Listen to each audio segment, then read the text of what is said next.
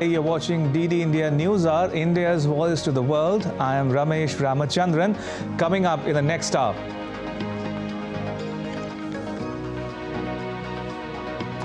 India's Prime Minister Narendra Modi holds talks with President William Ruto of Kenya in New Delhi, signs agreements. The process of Cyclone Michaung making landfall in India begins. Andhra Pradesh on alert. Tamil Nadu declares a holiday. Internet and telephone services down in southern Gaza as Israel presses on with its ground offensive in self-defense. And in hockey, the Men's Junior World Cup 2023 begins in Malaysia. Two-time champion India to face South Korea.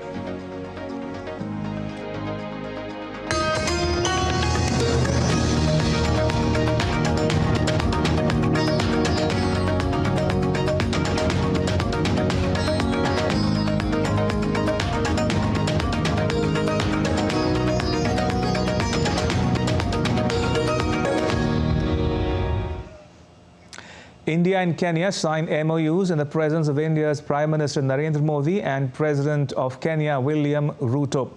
At a joint press statement with the President of Kenya William Ruto, India's Prime Minister Narendra Modi said India and Kenya are countries that have a shared past and a bright future.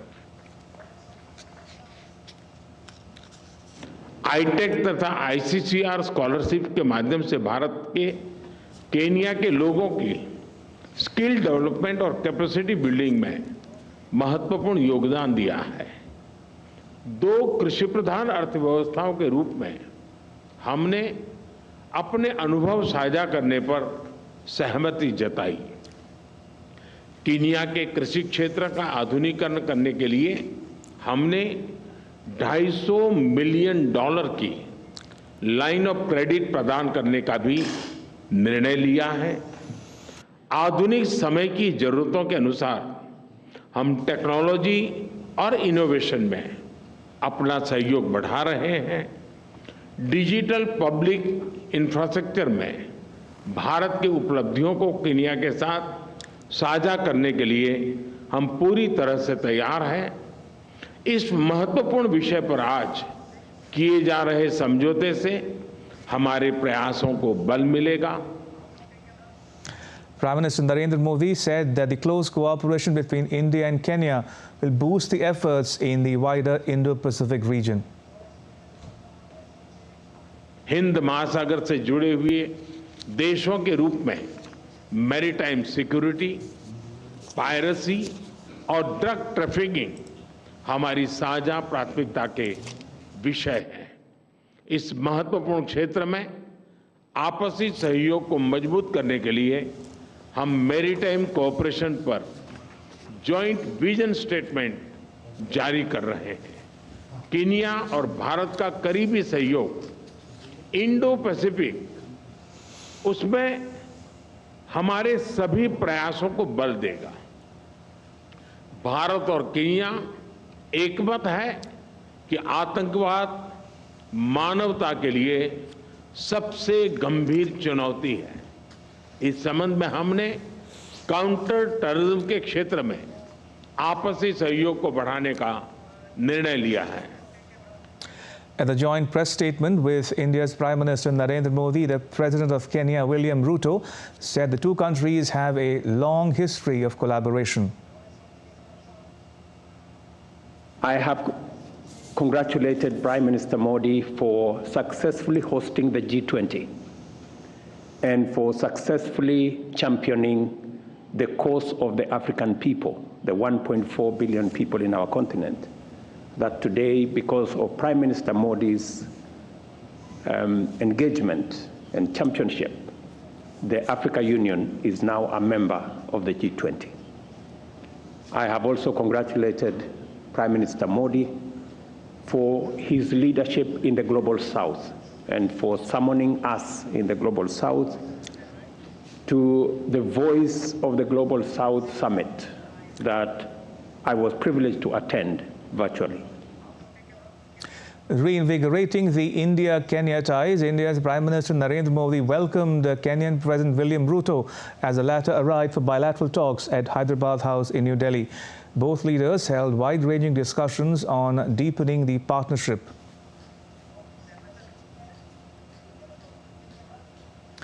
Earlier, India's President Draupadi Murmu and Prime Minister Narendra Modi welcomed the President of Kenya, William Ruto, at Rashtrapati Bhavan in India's capital, New Delhi.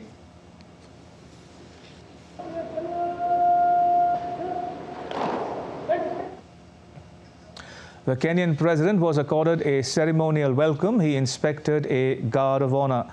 President Ruto hoped that his visit would strengthen the relations between the two countries.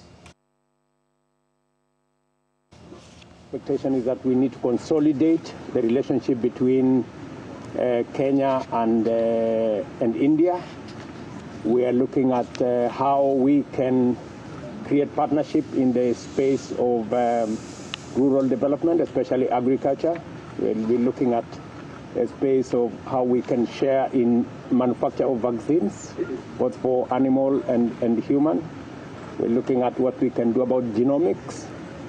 We will be signing an agreement on also the digital space. We have a lot to learn from this great country, especially in the digital space. President Ruto laid a wreath at Rajghat and paid tributes to Mahatma Gandhi.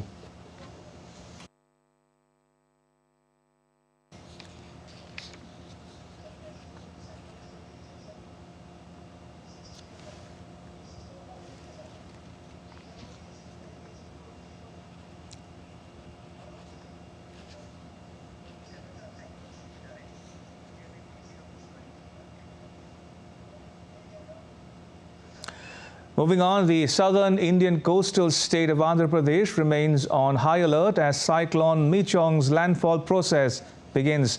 Now, Michaung is expected to hit Andhra's Bapatla as a severe cyclonic storm with a maximum speed of 100 kilometers per hour. The state government has issued an alert for 8 districts, including Tirupati, Nellore and West Godavari. A 4-year-old boy died in Tirupati district after a wall collapsed amid the rains. More than 300 relief camps have been set up for people evacuated from the low-lying areas. The India Meteorological Department has warned that the state's coastal areas will receive extremely heavy rainfall. Guntur district has no coastal line, but it's just 30 kilometers from the coastal belt. So we made all the arrangements to face the cyclone. Our target is there should not be any human loss. We are shifting the public from places where houses may collapse because of heavy rains. Cyclone rehabilitation centers are arranged along with food facilities. Joint operations teams in every mandal were ready with R&B, fire and police department representatives. Cyclone Michaung earlier wreaked havoc in Andhra Pradesh's neighboring state of Tamil Nadu and the Union Territory of Puducherry. At least 8 people were killed in Tamil Nadu's capital, Chennai, as rain submerged the city. Several parts of Chennai remain inundated even though heavy rainfall has stopped. The Chennai airport resumed operations this morning. Flight operations were halted after rainwater flooded the runway. According to the IMD, Tamil Nadu and Puducherry are expected to receive moderate rainfall today. Meanwhile, Odisha state has also deployed rescue teams as a precautionary measure.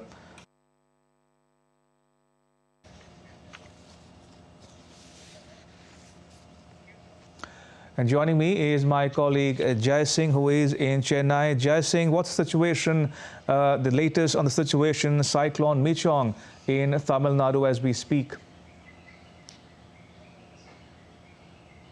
Well, the people have heaved a sigh of relief because the rain has relented since early this morning. The sun is very bright and the sky is clear. However, the most parts of the city are still reeling under water. many parts even knee-deep water. So the traveling, commuting still remains a challenge, and the suburban train service still remains halted. However, the metro rail services are operating as usual. The air service also, because the situation has improved in and around Chennai airport. Now the landing and takeoff is as usual since 11 hours 19 minutes this morning. However, the evacuation of stagnant water in many parts are being undertaken on a war footing, and the works are going on at faster pace. Also, Jai Singh, which are the vulnerable districts or areas of Tamil Nadu which might be affected by Cyclone Michaung as we go along? Well, the northern coastal districts like Chennai, Chengalpattu and adjoining Kanchipuram and Tiruvallur, these 4 districts are the vulnerable districts because they are in the vicinity of the Cyclone Michaung, and though it has receded far away from Tamil Nadu coast, it is still closer to southern Andhra Pradesh. Therefore, its impact can be felt with moderate rain, if not heavy rain, for today and tomorrow. That is the forecast by Indian Meteorology Department. However, till now, today, there is no rain. It is a very good respite from the pounding rain that lavished Chennai since last evening till this early morning. Also, Jai Singh, as you mentioned, the rain might have stopped, but roads in the city still remain waterlogged, affecting transportation in the city and its adjoining areas. What are the type of precautions that the local authorities have taken or advised to people living in those vulnerable districts in terms of minimizing the loss of life or damage to property? Well, as a precautionary measures, even though there is no rain, the state administration has declared a holiday for schools and colleges for the Chennai, Chengalpattu, Tiruvallur and Kanchipuram, these 4 districts. This is number 1. And number 2, they have mobilized people, officials and sanitary workers from neighboring cities like Tiruchirappalli, as far as Tiruchirappalli also, to deploy them in those affected areas to clear the uprooted trees and also to do the sanitation works that are necessary to restore normalcy, and transportation arrangements that are also being restored gradually by both railways as well as the state transport corporations. All right, Jai Singh in Chennai, thank you. All right, let's take you live to a Ministry of External Affairs press conference in New Delhi. We have this briefing on his visit and on Hajj. Joining us on the dais, Honorable Minister, Union Minister of Minority Affairs, Madam Smriti Zubin Irani, as well as Minister of State for External Affairs in our own ministry, Shri V. Muralidharan, along with, of course, the visiting Minister of Hajj and Umrah of the Kingdom of Saudi Arabia. I would begin by requesting Honorable Union Minister of Minority Affairs to say a few opening remarks, and then we'll take it forward. Thank you. Thank you. Your Excellency Dr. Tawfiq bin Awzan Al Rabia, Minister of Hajj and Umrah of the Kingdom of Saudi Arabia, my senior colleague and Minister Shri Muralidharan, friends from the media. At the onset, I would like to extend a very warm welcome to you, Excellency, on your visit to India. We today held productive discussions on how to further deepen our engagements and especially our cooperation for Hajj. Both nations have agreed to continue to work together to make the Hajj process as convenient and as seamless as possible, with best provision of services for all Hajj pilgrims. I would like to highlight to my friends in the media and Excellency, to your kind self, that we are deeply appreciative of the help that we have received from the Kingdom of Saudi Arabia for extending special help and cooperation for the smooth conduct of Hajj, not only every year, but also particularly in the Hajj 2023, where close to 47% of our pilgrims who embarked on Hajj from India were women, including close to 4,000 women who went under the Lady Without Merham category, which is an all-time high in my nation. The Government of India, as you all know, is committed to making Hajj inclusive and accessible towards all segments of society, especially women and our Divyangjan.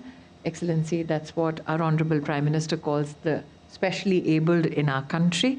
It is also in line with the Honorable Prime Minister's vision to empower women and Divyangjan. I would like to thank once again Your Excellency, and I hope that your visit bears you not only great fruit, but also gives you much joy. I'm sure that your visit will go a long way in further strengthening our friendly ties. As our citizens already know, Hajj policy for 2024 has already been announced by the Government of India.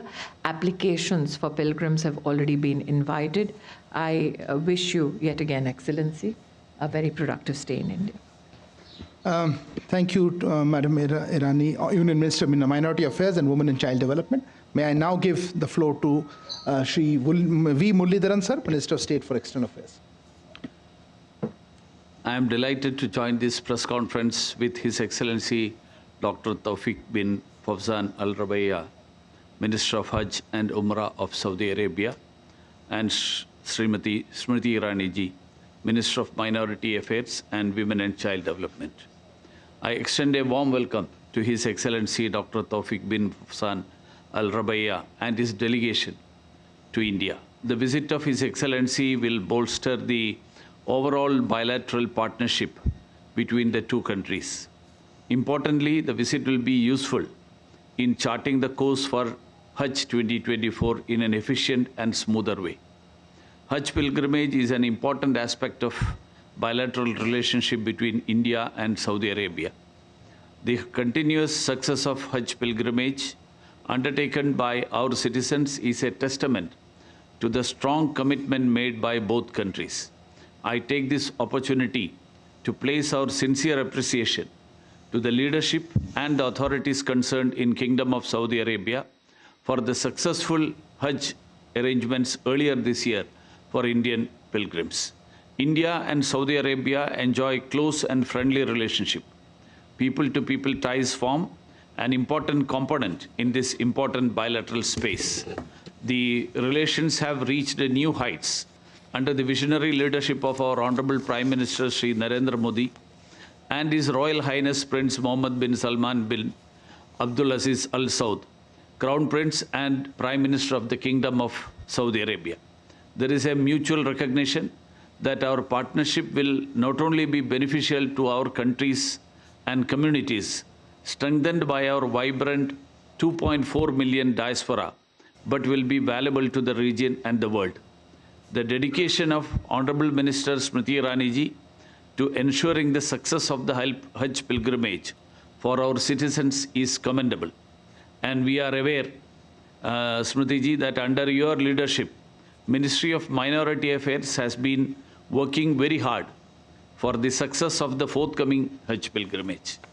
I reiterate Ministry of External Affairs' firm commitment in this process, and we look forward to working closely to make the pilgrimage a grand success once again.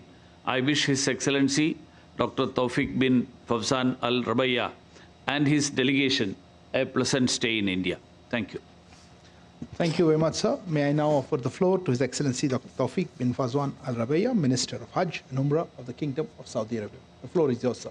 Thank you. Your Excellency, Minister Smriti Irani, Excellencies, distinguished guests, ladies and gentlemen, I sincerely thank Her Excellency for the warm reception and hospitality extended to me and my delegation during our visit. Saudi Arabia's streamlined Umrah experience reflects the nation's dedication to facilitating the religious pilgrimage of Muslims worldwide. The Kingdom has effectively transformed Umrah into a rewarding religious expedition by utilizing technological advancements, enhanced measures, and upgraded infrastructure as part of the Saudi Vision 2030. To streamline Umrah visits, individuals looking to perform Umrah can now obtain a Kingdom entry visa within 48 hours. Additionally, Indians travelers can perform Umrah in Saudi Arabia using their work, tourism, or Umrah visas. Furthermore, Indians traveling to the West or the Middle East can obtain a stopover visa that is for 96 hours and get a visa within the ticket issuance process, which allows them to perform Umrah and visit any city in the kingdom. The Umrah visa is valid for 90 days, allows holders to reside and travel within the kingdom, ensuring an efficient and convenient pilgrimage experience. This scheme seeks to streamline the visa acquisition process and enhance the overall accessibility for Umrah pilgrims. During our meetings, we explored various opportunities that we aim to capitalize on and challenges that we are dedicated to overcoming to facilitate the arrival of more Umrah pilgrims and visitors to the two holy mosques. Our collaborative efforts have significantly increased the number of Umrah pilgrims from India, surpassing 1.2 million in 2023. That is 74% increase in comparison with 2022. We are committed to initiating discussions to enhance the range of direct flights options between our two nations to accommodate an increasing number of Indians looking to perform Umrah. We're also focused on enhancing capacity to meet the anticipated increase by introducing new scheduled flights through Saudi low-cost airlines, FlyNAS and Flyadil. These efforts are complemented by initiatives to streamline visa issuance procedures and establish 3 new ta'shir or visa centers in India, accommodating the increasing number of individuals seeking to perform Umrah and visit the holy sites. We will launch the Nusuk exhibition in Mumbai tomorrow, which is an opportunity for collaboration between Umrah and tourism companies from Saudi Arabia and India, and a chance to take advantage of opportunities and introduce initiatives that enhance the Umrah journey. Thank you, Excellency, for your gracious welcome and hospitality. Thank you for your attendance. Thank you very much to Honorable Union Minister of Minority Affairs and Women and Child Development, to Minister of State for External Affairs, and to the visiting Minister of Hajj and Umrah of the Kingdom of Saudi Arabia.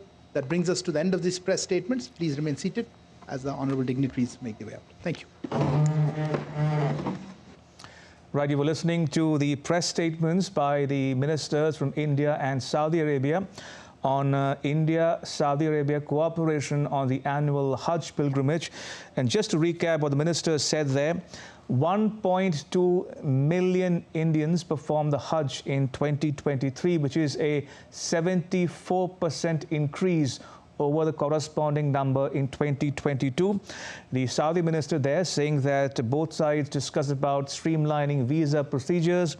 They explored opportunities for allowing or enabling more Indians to perform the Umrah, and also consider the possibility of having direct flights, especially low-cost airlines, for the benefit of Indians who might be wishing to travel to Saudi Arabia for the annual Hajj pilgrimage.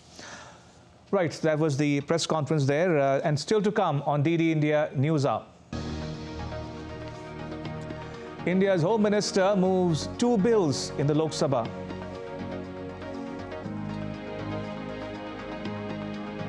Three survivors found after the Merapi volcano eruption in Indonesia. And the death toll in the Tanzania floods rises to 63.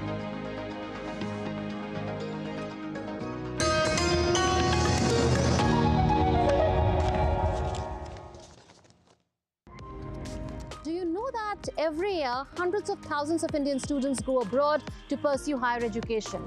But now, India has opened its doors for foreign higher educational institutions who can set up and operate their campuses here. Bringing these foreign university campuses will provide an additional opportunity to our students to study in foreign universities while staying in India. How will you ensure that only the best universities come to India? They should be within the top 500 ranks in the global rankings, although we have not specified any global ranking agency, but in general, or subject-wise, they should be within the 500 global rankings.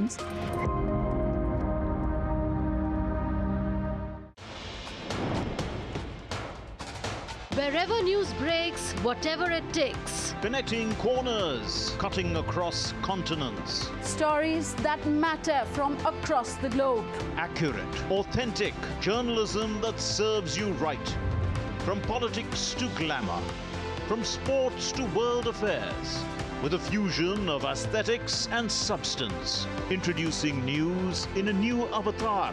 Experience the world through a new lens. Stay tuned to DD India for an exciting journey beyond borders.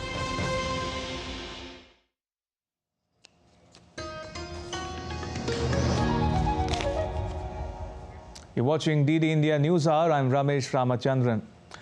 On day 2 of the winter session of India's Parliament, India's Home Minister Amit Shah moved the Jammu and Kashmir Reservation Amendment Bill 2023. Now, the Act provides for reservation in jobs and admissions in professional institutions to the members of the scheduled castes, scheduled tribes, and other socially and educationally backward classes. The Jammu and Kashmir Reorganization Amendment Bill 2023 was also moved. It provides for the reorganization of the state of Jammu and Kashmir into the union territories of Jammu and Kashmir and Ladakh. In the Rajya Sabha, India's Finance Minister Nirmala Sitharaman replied to the questions asked by lawmakers during question hour regarding steps against the loan defaulters. Last year, major bank collapses happened both in the United States of America and in Switzerland and in Germany. And here we are showing you figure year after year about NPA coming down. Doesn't that indicate the health of the banks in both these countries? Not only NPA is coming down, profit margins going up of the banks. 22-23, sir, it's come down, the scheduled commercial banks' net NPA ratio as a percentage has come down to 0.95. And it has come down to 1.24 in public sector banks. The third edition of the India Internet Governance Forum 2023 took place in New Delhi's Bharat Mandapam on Tuesday. The third edition of the IIGF is being conducted under the overarching theme of moving forward, calibrating Bharat's digital agenda.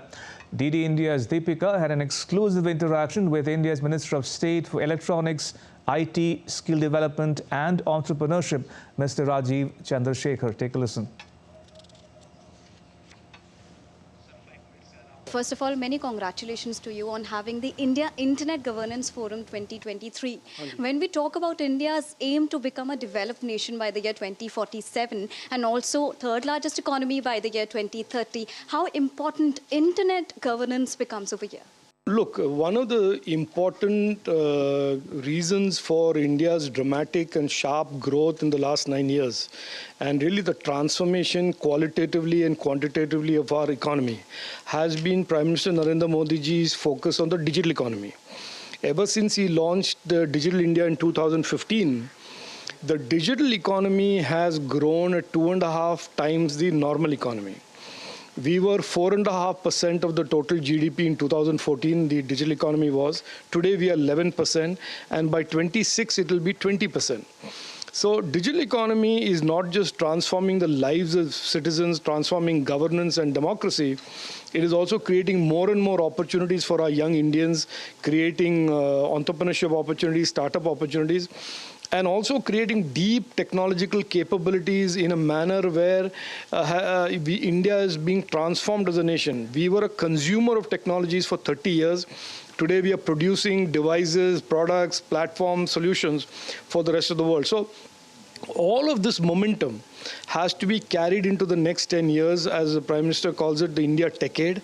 And that will be certainly one of the biggest determinants and gateways to his vision of being the third largest economy from the fifth largest and being a developed nation. So I have absolutely no doubt that both digital and entrepreneurship will play a big role in Prime Minister Narendra Modi's vision of a Vikasit Bharat. And I have absolutely no hesitation in saying the last 9 years of transformation in the country has been deeply impacted by and enabled by his Digital India vision. And when we talk about the recently held Mann Ki Baat edition of Prime Minister Narendra Modi, he said and urged the citizens to use UPI more and more and use cash less. When we talk about this sort of digital trust, we saw this digital trust in G20 members also, when we saw not only the New Delhi declaration, but also the members participating at various events across India. So how do you see this kind of digital trust impacting the overall world? Look, the G20 declaration, usually there is so much of misgivings between countries, and there's usually a lot of quibbling before a declaration is agreed to and a consensus. But New Delhi declaration and the G20 presidency of India represents an unprecedented consensus amongst countries of the world. 20 countries of the G20 and many countries of the global south recognizing India's digital initiatives, the DPI initiative of the government of India, of Prime Minister Narendra Modi's vision of how technology is enabling people. And they embedded that in the New Delhi Declaration. Not only that, there was an agreement between countries of the world that India will host a global DPI repository. So the power of tech as harness for people's lives, improving people's life, India is a case study, a shining beacon to the rest of the world. Prime Minister Narendra Modi's vision is what has enabled it. And today, in a lot of ways, India is a beacon, lighthouse, catalyst for countries of the global south who also want to implement India DPIs in their country.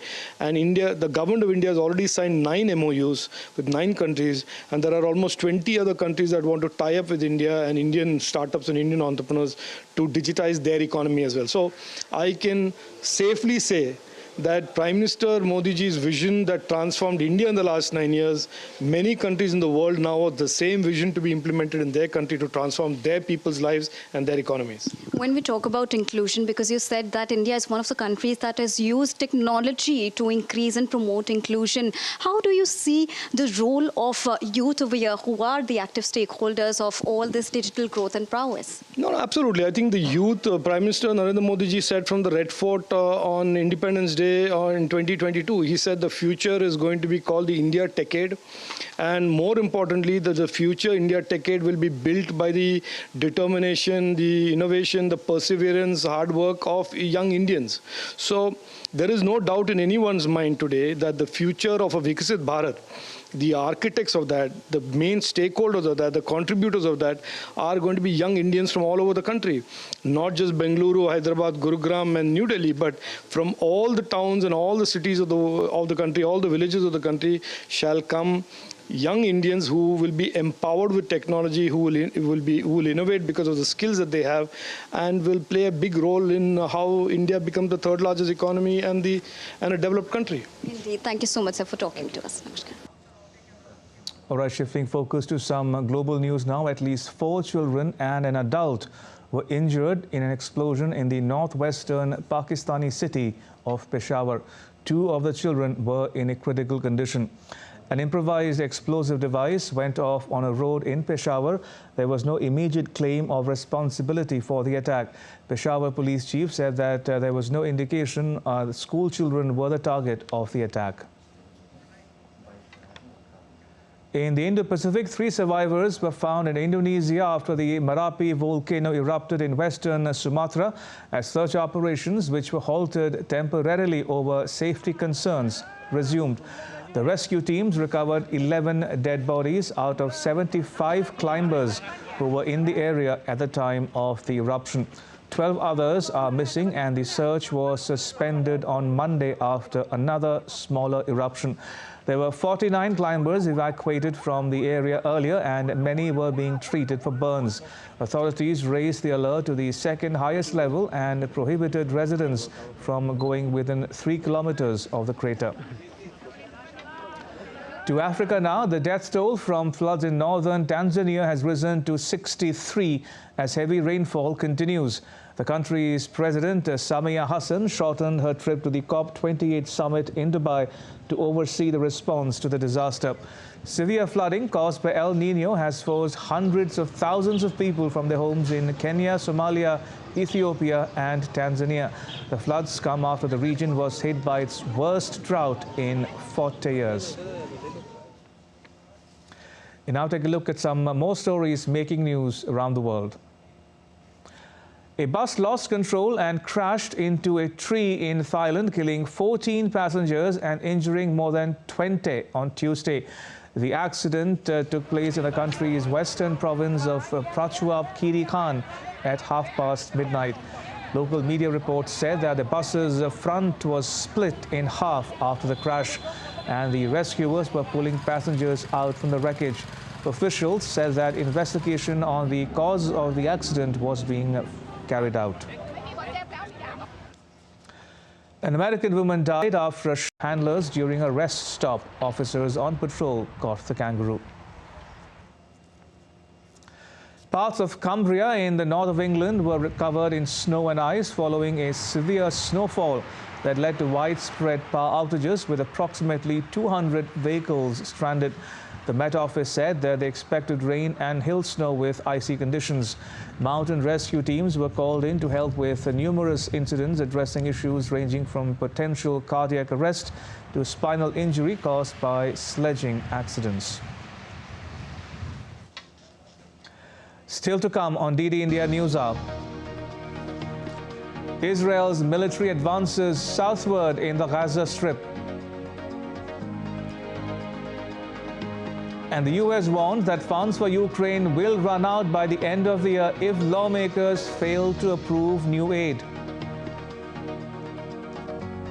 And France to host a finance-focused summit on climate and growth in Paris today.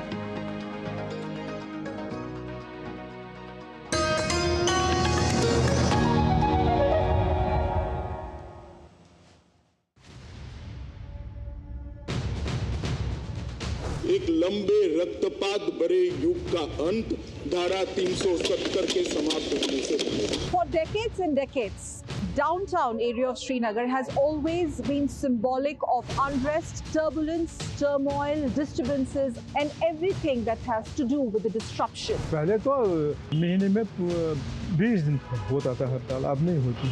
I'm right now standing in the middle of the Jama Masjid market, and this is how weekday here looks like. दिन को होगा 1-2 crore Turnover है, बिल्कुल cash turnover. बंद क्या बंद?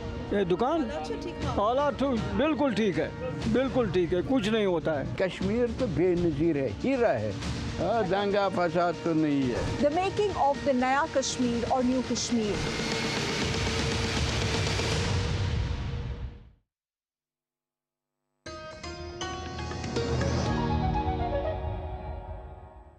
DD India News Hour, I'm Ramesh Ramachandran. A quick recap of the headlines. President William Ruto of Kenya holds talks with India's Prime Minister Narendra Modi in New Delhi. A number of agreements signed. The process of Cyclone Michaung making landfall in India begins. Andhra Pradesh on alert. Tamil Nadu declares a holiday. And in hockey, the Men's Junior World Cup 2023 begins in Malaysia. Two-time champion India to face South Korea.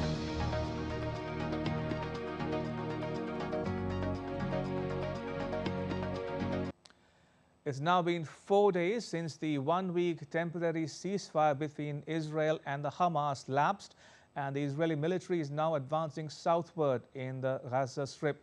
Israeli tanks and other armored vehicles are reported to be operating close to Khan Yunis, the largest city in southern Gaza. The intensified strikes come after having largely gained control of the now devastated north. Meanwhile, the Israeli Defense Forces are consistently urging tens of thousands of Palestinians to relocate. It suspects that the Hamas commanders are present in the city, where many have sought shelter after fleeing the conflict in the north. Israeli Army spokesperson Daniel Hagari said in a briefing that the Hamas deliberately embeds itself among civilians so that Gazans will bear the consequences of Hamas atrocities.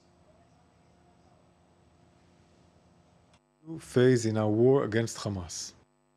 Hamas broke the humanitarian pause when it violated the hostage release agreement by refusing to release women, children, and babies as agreed. Hamas also fired rockets at Israeli homes.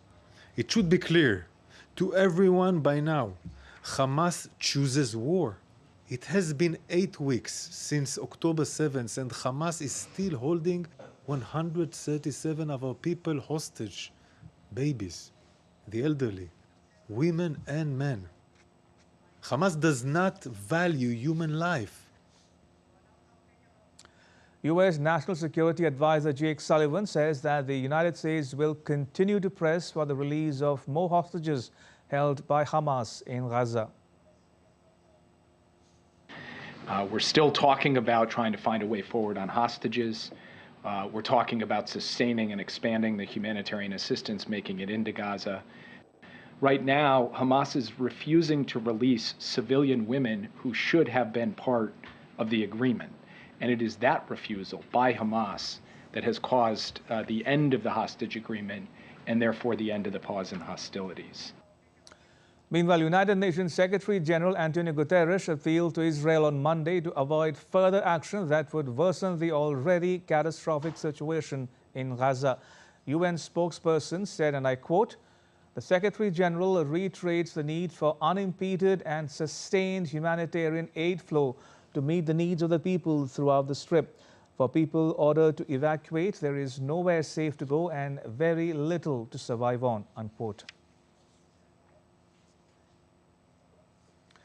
During a United Nations event organized by Israel in New York City on Monday that focused on sexual violence against women during the 7th October attacks by the Hamas, U.S. lawmaker from New York, Christine Gillibrand, said that the UN must hold Hamas accountable for the heinous crimes.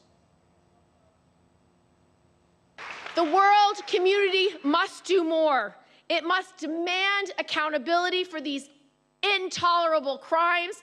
The United Nations must denounce Hamas as a terrorist organization that uses rape as a weapon of war. The United Nations must live up to its purpose of upholding the principles of international law, and the United Nations must condemn these evil crimes against humanity. Meanwhile, Israeli airstrikes targeted the Hezbollah launch sites, a military compound, and what the Israeli army referred to as terror infrastructure, as shown in a video footage released on Tuesday. And shifting focus to the Ukraine-Russia conflict, the Russian and Ukrainian forces continue to clash on Monday, each claiming to target the other's military assets. The Russian Defense Ministry reported repelling Ukrainian attacks and hitting personnel, weapon depots, armored vehicles, and intercepting rockets and drones. Meanwhile, Ukraine's military shot down 10 out of 17 attack drones launched by Russia overnight.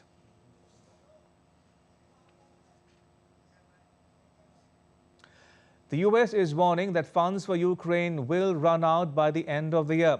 It says Kyiv would be kneecapped in its war against Russia if the Congress fails to approve new aid. DD India's Kate Fisher has more from Washington, D.C.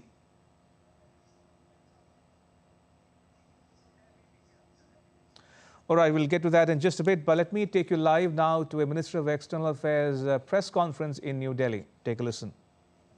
The overall visit, we have the pleasure of having with us here Shri Damu Ravi sir, Secretary Economic Relations in the Ministry of External Affairs.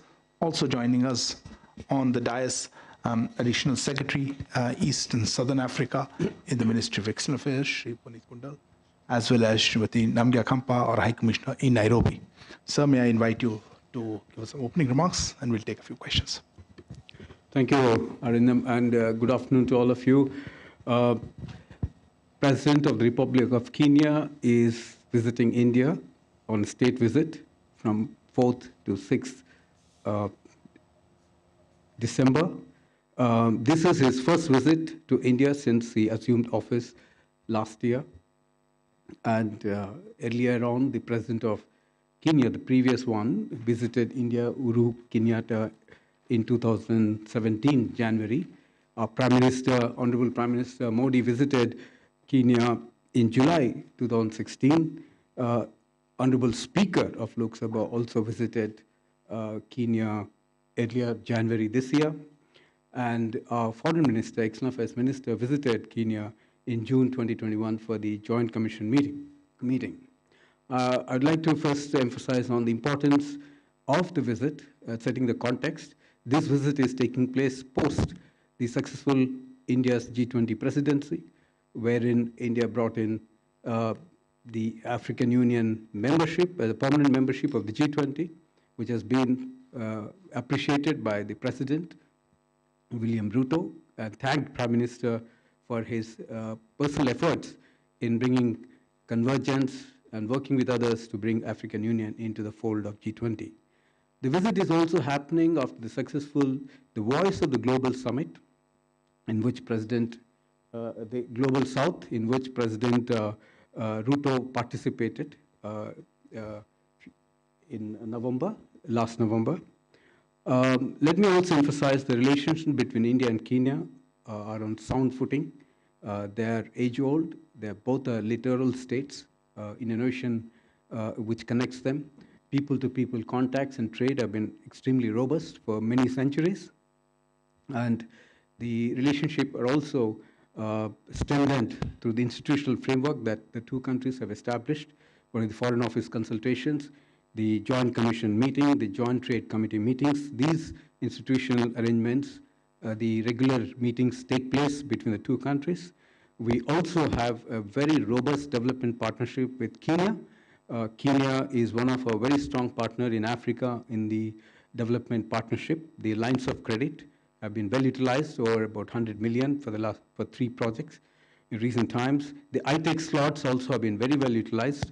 India provides about 250 scholarships, ITEC slots, every year, 50 defense slots, and about 48 ICCR scholarships.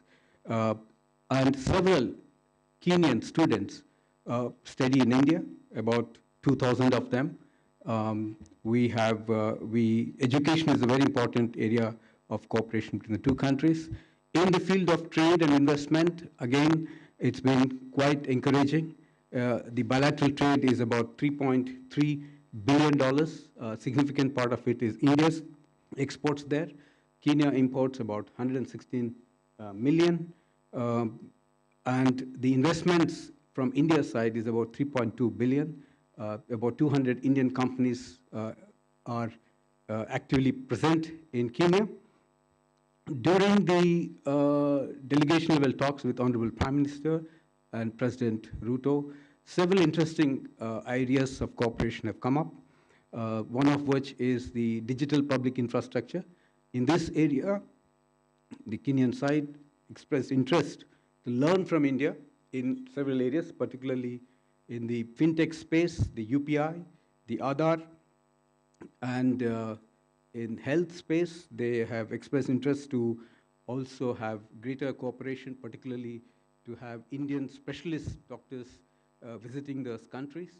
And in turn, they would like to also have a longer duration stay for their specialists and nurses, medical doctors to come to India to learn from us. Traditional medicine also figured very strongly in the bilateral talks. Kenya is very keen to have cooperation in the pharma. President himself said about 70% of the sourcing of pharmaceutical medicines are from India. So they would like to have greater collaborations in medicine, pharma, vaccines, and genome technologies. Agriculture cooperation is another area which strongly figured in the talks, particularly cooperatives, how they can, both sides can share their understanding of the cooperatives and their use, particularly in the rural areas, the banking sector, and agriculture machinery. Interestingly, the Kenyan side have expressed interest to offer to India agriculture farming land for farming purposes, to be able to encourage Indian companies to go there and do farming. Education is another area. The open universities of both sides, IGNU and Kenyan Open University, have entered into an MOU. Space is another area of cooperation. So this is broadly the areas in which the two sides have discussed. There are several MOUs have been concluded today, which is, I have the list, and I think the joint statement will come out with more details here. The MOU in cultural exchange program, MOU for sports, sharing of the successful digital solutions, digital transformation, and Bureau of Indian Standards and the Bureau of Standards of Kenya, then IGNU and the Open University of Kenya. So these are the 5 MOUs that have been signed. Besides, there have also been other announcements. For example, you have the line of credit to enhance from the existing $100 million to $250 million for the agriculture modernization of Kenya, and the customized training program for 20 space scientists of Kenya Space Agency, which will be done by ISRO, and geospatial information portal for Kenya, which India will be developing for them. And then the last but not the least is the Kenyan government expressed interest to join the International Solar Alliance and the Global Biofuel Alliance. As you all know, Kenya and India are the founding members of the International Big Cat Alliance, and both have agreed to deepen cooperation in this area. There will be, both sides have also issued the India-Kenya Joint Vision Statement on Maritime Cooperation in the Indian Ocean region. And this is one of the important outcome of this meeting. The defense cooperation has always been strong, and their defense minister visited last August. And there is an ongoing defense cooperation, which includes maritime cooperation, hydrography, etc. We have also in terms of the program, later this afternoon, there will be a India-Kenya Business and Investment Forum, which the President will address, and there will be interaction with the Indian businesses on many areas. Several one-to-one meetings have been scheduled, both yesterday, today, and tomorrow. The President will be meeting with the Indian business leaders. So the visit of President William Ruto is expected to give further impetus to a bilateral relationship and promote economic linkages between our two countries, and including greater Indian investments flows into Kenya. I thank you. If you have any questions, I'll be happy to take. Thank you. We'll open the floor. Please introduce yourself and the organization that you represent. Why don't I start with you today? So I'm Sahil from ENI. You touched upon the maritime cooperation, sir. Can you elaborate on that, sir?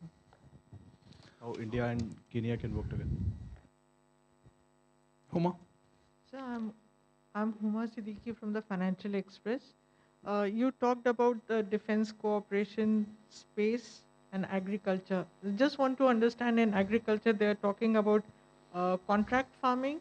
Is that correct? Because the Kenyans are looking for machinery and technology in the agri sector. And in the space, they're looking for nano satellite. They want to build nano satellites, and they're looking for help from India. Was that discussed? Rishabh? Hello, sir. Good afternoon. Rishabh from Times Now. So, $250 million of credit line for the agriculture to Kenya. Was mobility also discussed for people-to-people contact of if the mobility factor between India and Kenya discussed? Kandamani? Kadambini Sharma from NDTV. You talked about Big Cat Alliance to deepen cooperation on that. Is there any program of getting more cheetahs from there? Cheetahs. So there are some more hands. I'll take maybe one more question this round. Ayushi, I'll come back to another. So Meghna from DD News. So I wanted to know if there were talks on businesses in the medical sector who have expressed interest in opening up hospitals in Kenya. Any such talks that have figured out that have been there?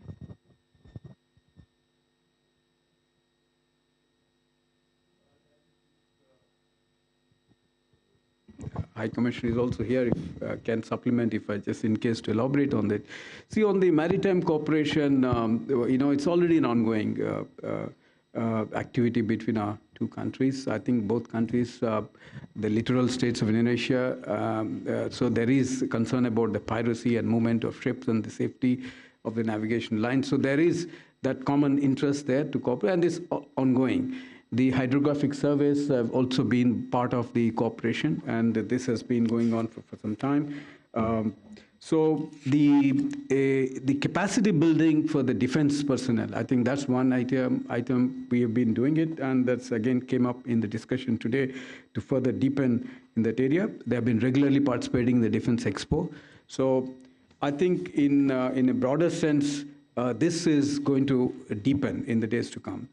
In terms of the agriculture cooperation, yes, I think this is where the Kenyan president has expressed interest to deepen cooperation, learn from us, particularly how in the rural areas, the farming through the agriculture cooperative methods and those linkages, how they can learn from us. I think this is an area of interest. And supplementing and complementing that activity is actually agriculture farming.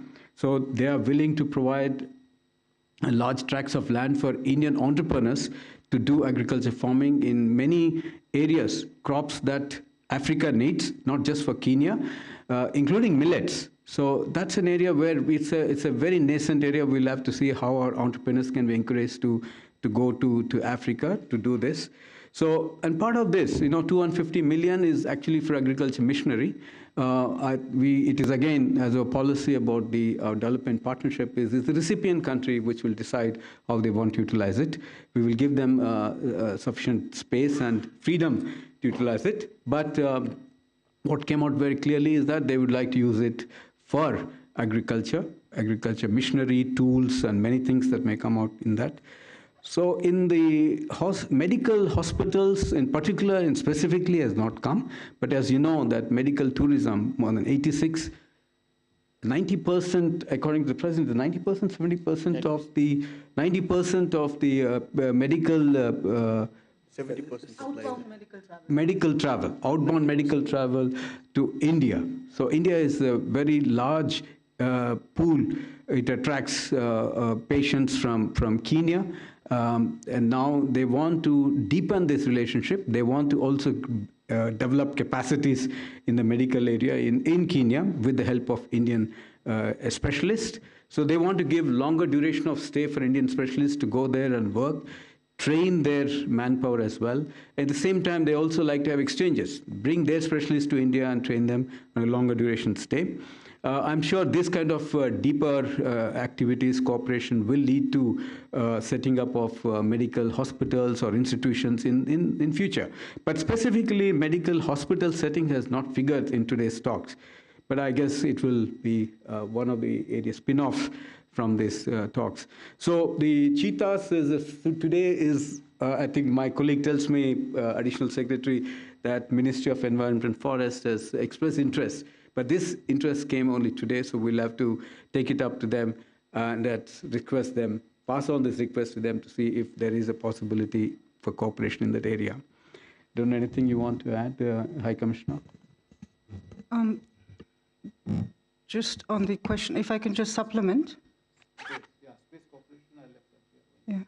Yeah. On the, just coming to the maritime vision statement that both sides released today, the joint maritime vision statement is really a recognition that as Indian Ocean littoral states, maritime exchanges and the maritime space has been a key part of our past, but also our future cooperation.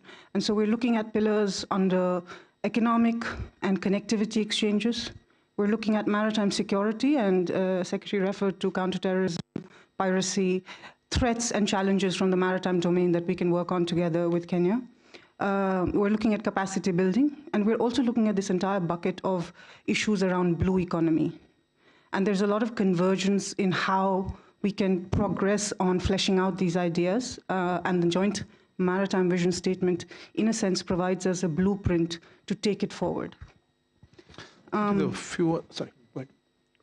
a few other hands. Yeah, I'll just closely. Yeah, go ahead, Siddhan. Hi, sir. Siddhan from WION. Any conversation, sir? Any conversation on trading in the national currencies, something that we have been focusing on? Okay. So we'll just take a few. Last round, we are running out of time. Yeah. So this is Abhishek from CNN News 18. Just a question. Did the talk of Zulfikar Ahmad, the missing Indian in Kenya, was also raised because he's been missing, and There are claims that he's been killed, but officially it has not been announced. 2 people. So was the issue discussed? And if you could update us on the case, the probe also. Sudhi? Same. Okay. Sorry, Kalol, you had a question? No? Okay. Yeah, please go ahead. The Manas from PTI. I just want to know, sir, in fact, in the digital space, particular DPI, what kind of cooperation we're looking at, or what is the Kenyan side's interest on that, sir? Please introduce yourself. This is Kallol from the Hindu. This is about the Zulfikar Ahmed Khan case. I mean, I understand the High Commissioner had met some of the officials last year when this case was unfolding, and there was some forensic material that were also shared with the Indian authorities, if I'm right.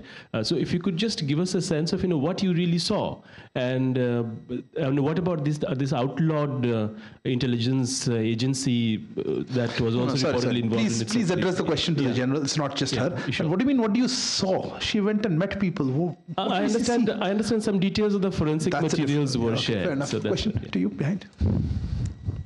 This is Chandrakala from ETV Bharat. So I have a question related to, of course, there has been a special mention on Africa's critical role on India's Indo-Pacific strategies, and also the Prime Minister has mentioned it during his statement today. If you could just tell us how has been the cooperation when it comes to the Indo-Pacific between India and Africa, for that matter. And the last question to you. So Sandhya from ET. So just want to get a sense on the geospatial technology that India is developing, and are there any private players that India is involving in that? Thanks. Okay, if I could pass on that. Thank you very much. So there's a whole lot of questions, so I'll try and see how much I can answer, or else I'll then rest my colleagues can answer, supplement.